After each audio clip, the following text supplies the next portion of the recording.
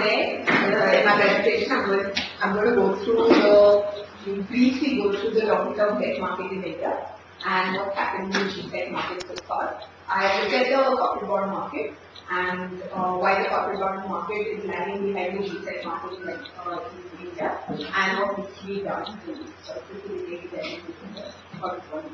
I think we need to push that in that one side, no? Side. Oh. Sorry. Okay, so most reforms involving the bond market in India started post 1992. Before that, the bond market in India was highly regulated, very high SLR and CRR ratios. There was no secondary market for G-Tech. There was no open and transparent pricing mechanism. Most trades were done bilaterally, and therefore there was a lot of chance in malpractices, huge counterparty risk. Then in 1991, with the liberalization of the economy itself, slowly steps were taken to kickstart the G-Tech market. So let me quickly go through the reforms at a glance. One thing that was done was the G-Tech trading database was computerized. One of the most important developments that took place was the auction system for G-Tech. So there was an open and transparent pricing mechanism which was at par with market rates as opposed to the earlier practice of bilateral trading. And their price mechanism highly depended on the two parties and what they wanted to counterfund with etc. All this that was removed. G-Tech were traded on the stock exchange. Both CRR and SLR were reduced. Clearing houses such as CCIL were introduced. So that automatically reduces your counterparty risk. There were automated electronic trading platforms. The RBI also started, so before it used to have only vanilla bonds with like a fixed tenor, fixed maturity, fixed interest rate. They started having new products like zero coupon bonds, capital index bonds, etc. They had one CID issuance in 1997, didn't really take off. After that, they haven't had any other issues. Unfortunately, none of these innovations by the RBI have actually taken off. So we still exist in a market where there's plain vanilla bonds, which seems to be the only thing that's happening in the G-Tech market. But to give credit to the RBI, they have tried to do other things. Now they're trying to have the separate principal and interest trading market where you can trade your interest and principal separately for the strips market. So they're trying to sort of implement that in India. It's already there in the US and the EU in more developed markets. They're trying to introduce that in India and see whether that will be. Okay, specific reforms. One of the most important reforms that came about was the institution of primary dealers. Primary dealers basically underwrite the issuance of government security, and in the secondary market, they issue a two-way loan. The RBI currently has around 21 or 22 primary dealers. You don't necessarily have to be a bank to be a primary dealer, though most primary dealers are banks. They have bidding commitments, substantial specifications. Okay, so to sort of incentivize primary dealers, what the RBI does is they have access to this liquidity adjustment facility, which is basically a repo market. So these primary dealers can then purchase, get liquidity for a day in the repo market, and the RBI facilitates that. The problem with primary dealers is while developing markets, you need to have primary dealers, but the problem is that they take on a lot of risk onto their books now. For example, short selling till March 2006 was completely prohibited. So the risk that they're taking on onto their books is really high. So what RBI does is that it monitors the risk weight of these primary dealers, and if it feels a certain primary dealer is not doing very well, then it'll whatever, try to rectify it. But yeah, most markets have primary dealers. They have different models for how exactly a primary dealer will work. But the Indian model is what's like most prevalent and is there already in other markets also. Short selling has now been, the ban on short selling has now been removed. So after March 2006, they allowed them to run intraday short positions. Now it's up to 5 days that they can run short selling. There are barriers on how, 0.25% of an issue will can be short sold, but at least they are removing those absolute bans that were there before. Okay, so Most of the bond market in India is the G-Sec market. I thought it would be interesting to go through the process of how exactly a government bond issue happens. So it's all on a computerized database. We are there something called the negotiated dealing system, the NDS, and there's like an auction platform in which you can bid for government bonds. You have to be part of the NDS platform for which you have to apply to the RBI. But once you are, you can bid for government bond issuances here. If you are not an NDS member, then you have to bid through the primary dealer. There are two types of auctions: yield-based and price-based. I'll explain what exactly this is in the following slide. And then there are two types of the other mode of differentiating the auctions is uniform price and multiple price. In uniform price, supposing your winning bid is 8% and everything lower than 8%, then everybody will pay that 8%. That's the yield that they pay. But when it's multiple price, if there are three winning bids, 8%, 7% and 6%, each winning bid will just pay the price at which it bid. So one of your bondholders will pay 8%, whereas the other will pay 6%. Whereas in uniform price, everyone will pay the same. Okay, so this is an example of a yield-based auction. Most government securities are issued in this type of auction. So you can see maturity. So this is like a 10-year bond. Notification is on September 8, 2008. Maturity date is 2018. The coupon is determined by the auction itself, and the amount that they want to raise is 1,000 crores. So the minute they raise 1,000 crores, they stop. That's the minimum bid, right? At which you raise 1,000 crores. So you can see there are 8 bids ranging from 8.19 to 8.24%. So there are 2 bids, 5 and 6, both of which still meet the winning bid criteria at 8.22%, and they both want 100 crores. So they are split it between them, right?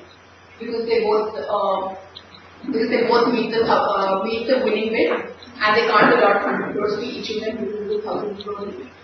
So then they split it between the two of them, and this is the price.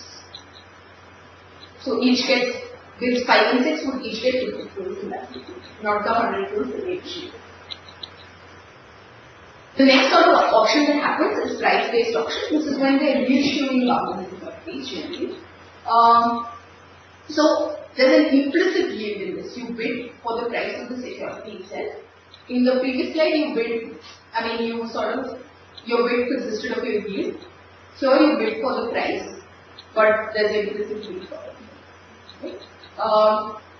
So similarly, it's 10-year bond, notified amount is 1,000 crores, and we can see over here the implicit yield and the price of the bid.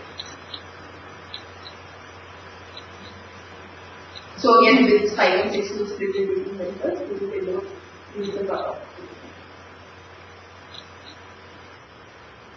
Okay. Bidding itself can be two types: competitive or non-competitive.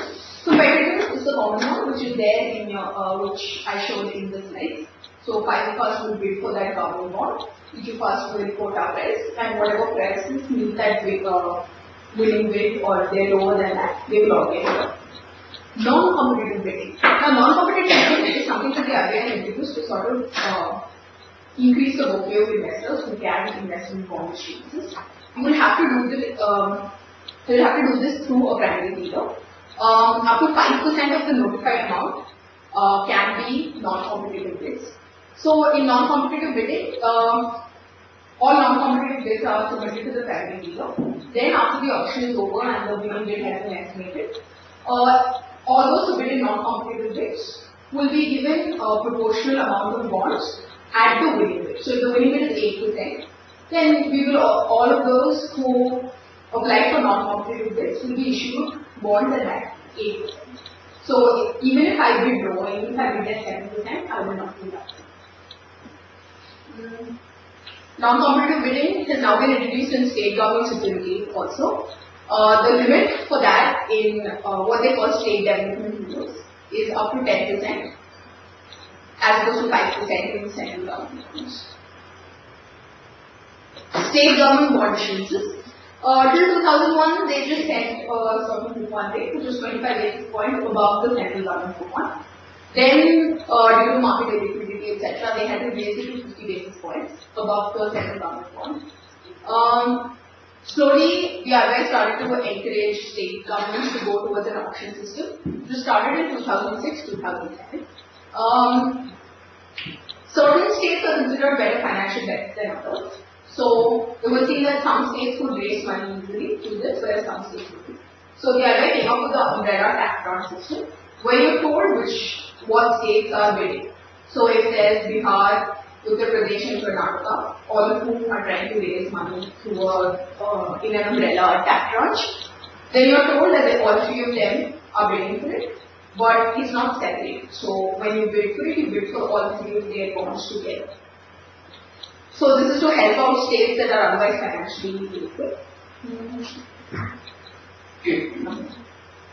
So till December 2002, the bond issuance was open till the notified amount was received. But now, since January 2003, they close it again the second day, even if they don't achieve the target. Okay. The CVLO system is something that's unique to India and encourages secondary market in GSECs. So basically, we can all take an example. Supposing we're all part of the CVLO system. The CCIL is the clearing house in the CVLO system. And tomorrow, if Pooja wants to raise debt, then she can make a request through this system, and she has to place a certain amount of GSECs as collateral through CCIL. Right? So then, if I want to bid on Pooja's loan and if I want to bid for the money, then I can, I can then put forward my bid and she can get the loan. So this system has worked very well in India. The CCIL is the clearing house. They sort of do a risk check on the parties. There's a certain amount of collateral kept with the CCIL. And since it's not through the RBI regulations are low, the RBI also reduced the SLR and CRR ratios for the CDLO market. So that's helped it out. Also, it's open to more number of participants. So people who traditionally find it difficult to raise debt can do it through this. So you can see the growth of the CDLO market in India, just to show how successful that the system has been in India. So you can see in 2007, 2008, the difference between that and the repo market is more than double. So Shruti, in terms of our money market products in India, is CDLO the biggest single money market instrument that in India? It is. Followed by the repo? Okay, so this is the advantages of the CDLO. It's open to more number of participants. So basically, to register on the CDLO system, you need to have a GMT account with the RBI. Once you have with the parent dealer. Once you have that, you can make a request to the RBI if then you want to participate. I think there are currently around 168 participants. CCIL guarantees the bond. Very, very few defaults have been noticed on the system. They can be traded, therefore the risk that you're taking on is not so much. So the RBI is hugely in favor of the CDLO market, and therefore they keep easy regulations on it. So in terms of the collateral information, only GSEC? It's only GSEC. There have been recommendations for corporate bonds to be placed here, but it hasn't. I mean, even in repo, even though technically it's allowed, BSE and NSE don't have the infrastructure to allow repos. So the SEBI has asked them repeatedly whether they okay with it, and it does exist, but I don't think much it. It started initially around 2005-6 with corporate bond label, but then as a separate business, WDM, wholesale based market as well as retail based market. But unfortunately, the volume.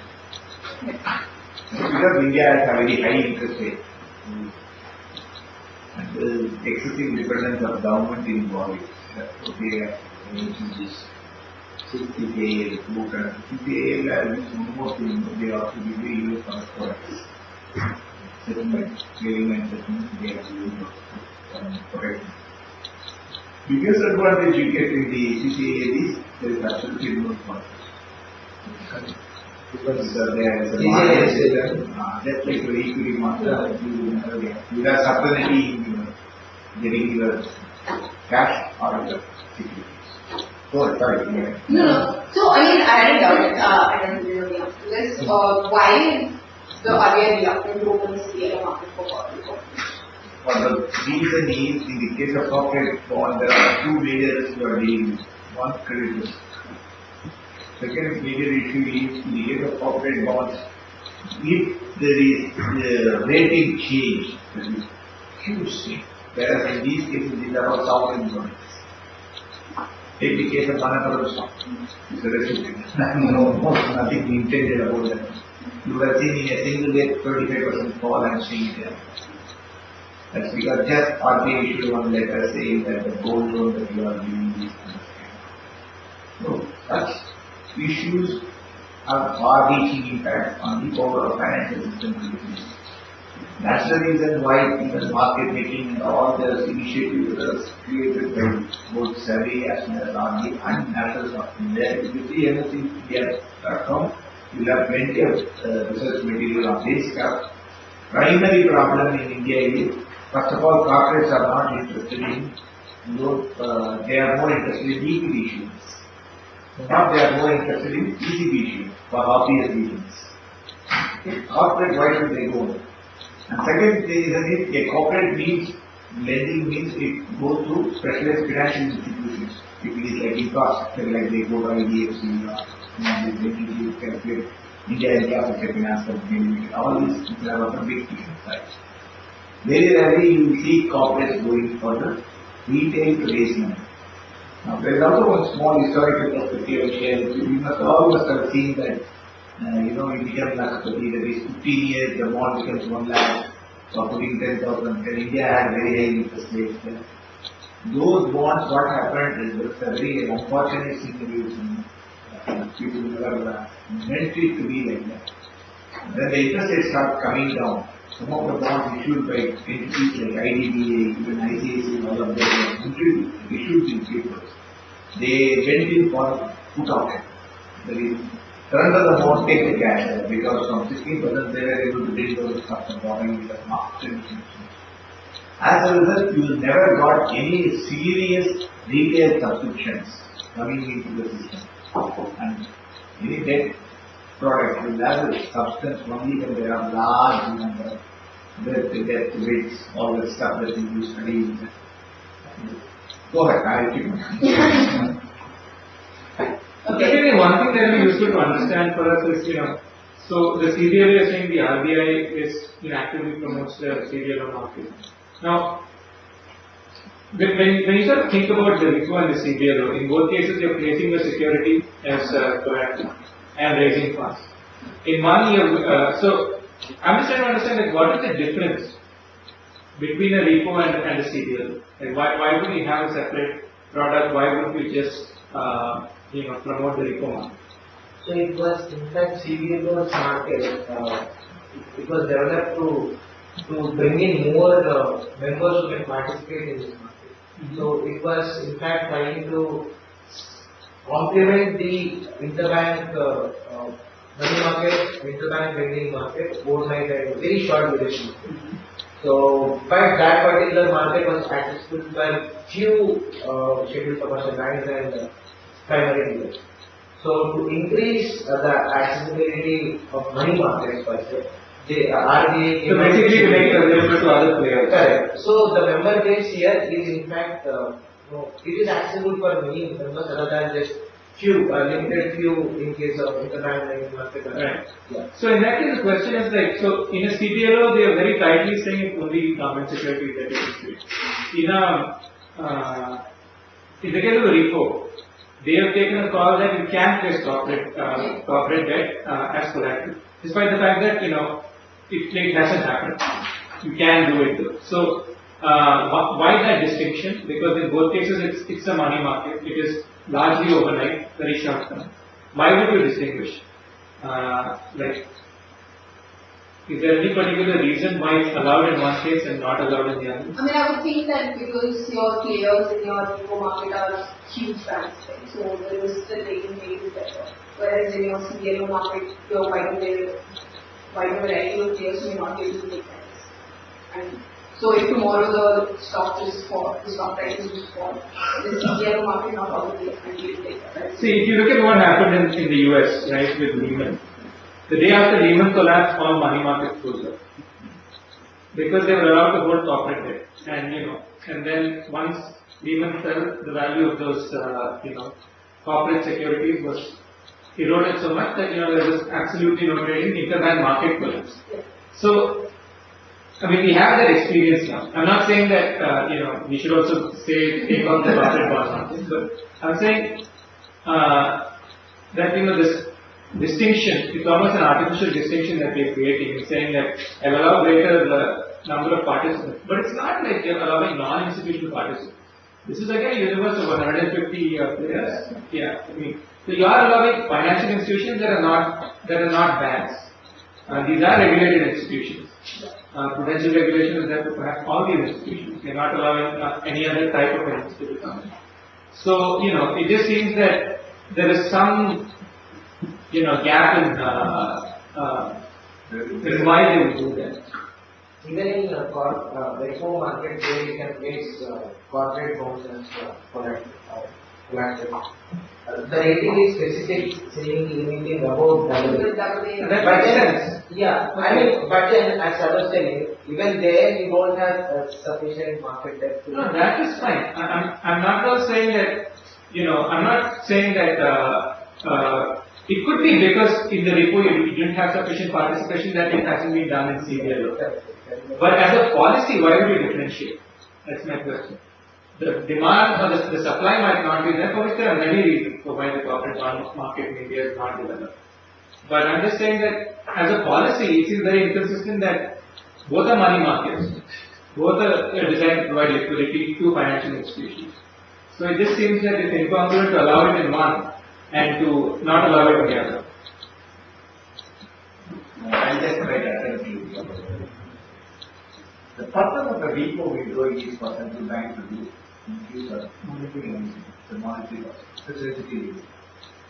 That's the bank or even federal nobody else. If it is stuff, we have to send the shocks to the it's required in the country. If you see CCA shareholders are all market money. All these people, you are the market participant whose role is only to shareholders maximization. That's the first public policy. If you look at these and the CBL and the repo market, repo is primarily for individual banks and institutions, not the system. For example, I am running a trading this position. Meaning, in my bank, there is more obligation to receive from the me rather than to give it to me because and you are running a surplus. What we all have done now, you can now do is I can go and ask give me from this overnight to you. Or you will also see the figures result. That's what the system was usually performed. These have inherent dysfunctionality on three reasons. First, information is not transparent. Second, the central bank may not come to know the full picture of my liquidity or health. They will come to know at a post factor, but we do not have. Third one, in India, if you see that historically, the SLR is a mechanism for government to raise subscription to its bond. And when nobody is subscription, how many of us in this room will vote by government bond? There are better reasons to do that. So that has been the story. So SLR 28% is an easy instrument for government to manage its computation issues. So because of these reasons, this whole system of repo market, if you look at it, it is having multiple public finance objectives, whereas the CBLO was created primarily for the three things. A very efficient, transparent mechanism. Suppose, for example, I come to you, I know I'm quite well, another point of mine, D. So I know, you know me well, D do management.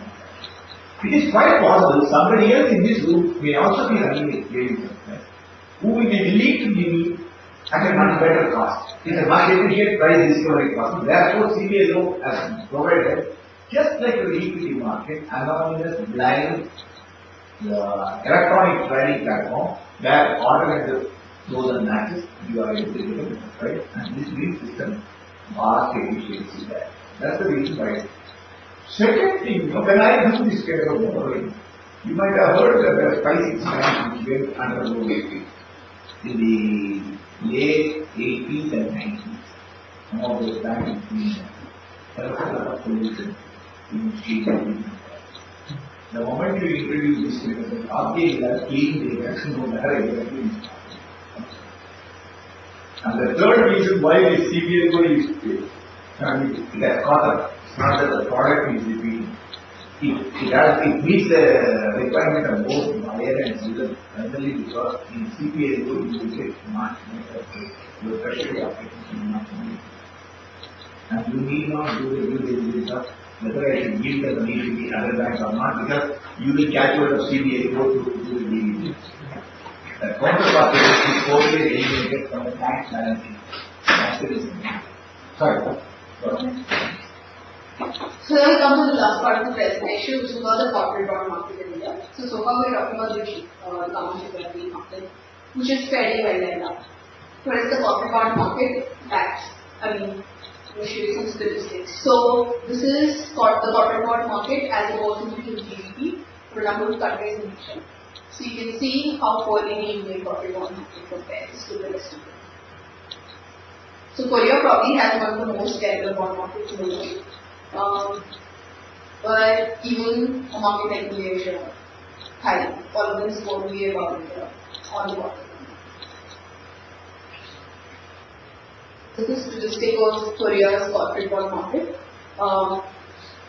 The top light bluish green bar is corporate bonds, and government bonds is dark blue. So you can see how the proportion of government bonds is much lower in Korea. Okay. So there are a number of reasons why the corporate bond market in India hasn't really developed very well. One is that there a lot of regulations into the digital market. So, for example, TDS. While government securities are exempt from TDS, same sort of clarity is not found for corporate bonds. Stamp duty is a cheap issue, whereas a lot, there's a massive amount of stamp duty, making the transaction unlikely. The other problem is that investor appetite itself in corporate bond market is setting. Whereas the world over, anything which is investment grade, so B and above, people will invest in that sort of corporate bond. In India, it's seen that only AA or above gets enough corporate bond placement. So, for example, if you see the value of BBB corporate bond issuances, that's just 3.3% of the whole market. Whereas if you see AAA, that's 76.7%. So you have to have a really, really high rating to be able to attract investors into your corporate bond issue. But you will see that the number of placements itself is not very different. This is because what most corporates in India do is that they have very small private placements. Right? So anything below 50 investors qualify for private placement. So they'll have the bond issuances with private placements, and while the RBI is trying to consolidate, not RBI but generally the market is trying to consolidate these issuances, that hasn't really happened. The other problem with public placement for corporate issuances is that there are a lot of reporting requirements and a lot of disclosure requirements, which corporates find more than difficult to meet. I would say that it costs a lot, therefore it doesn't make sense for them to go to public issuance. There have been studies and made suggestions that listed corporates, their disclosure requirements should be brought down, but that hasn't been. Some of the reforms that have taken place in the corporate bond market. So RBI has permitted repo in certain corporate debt securities, but they have to be rated AA or above. market. So reporting requirements for corporate debt is also really bad. Even though SEBI and RBI have tried to implement, you can currently report on BSE, NSE and FINRA platform. And SEBI has consistently tried to promote reporting, but that most players don't do it. We've been trying to understand why they don't report. Because it seems like it should be available because there's greater price discovery, transparency, etc. But nobody seems to want to report on these platforms. So that's a huge problem.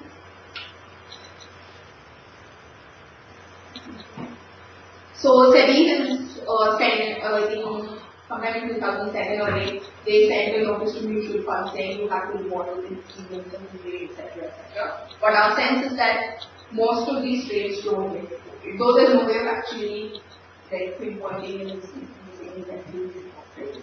This is a trade itself is not generated. Then SEBI came out with a listing of securitized debt instruments, which sort of tries to promote a secondary market in debt instruments. Then the RBI appointed the Partner Committee in 2005-2006, consisted of a bunch of experts from the market, from the government, etc. It's a great report, and they come out with detailed recommendations on how exactly to develop the corporate bond market in India.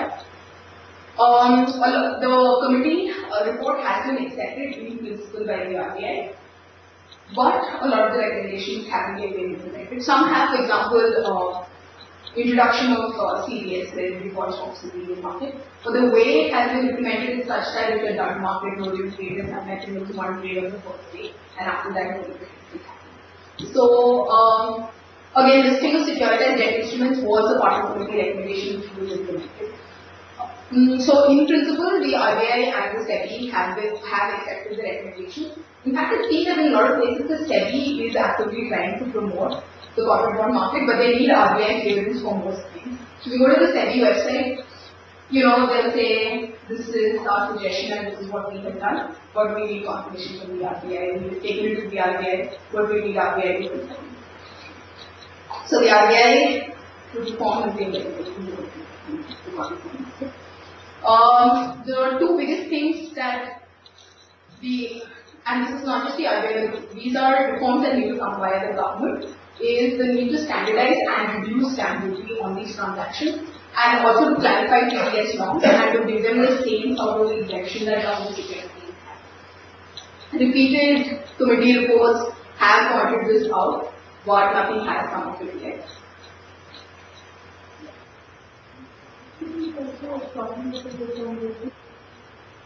Yeah. But there is a way out for you by going through this NDS, NDS. You can depository layer only the bond. You don't need the returns. But that, for some reason, most people are not comfortable with No, that is because in India depository penetration is not that strong in the retail side. It's still, in fact, if you look at the retail, number of retail investors in India, it has come down. Not due to excess volatility in the market. Yeah, so if you use the demat form, you can avoid that. But reference for No, nowadays everybody issues only in that. If you take all these infrastructure bonds which you are allowed have to invest because of the 20,000, everybody issues only in the form of electronic. But I mean, the proportion of paper bonds in India versus other countries. It is much lower now because of the standby saving. Everybody issues, even if you take LCDs and all, would like to issue only through electronic mode because of the convenience and the cost.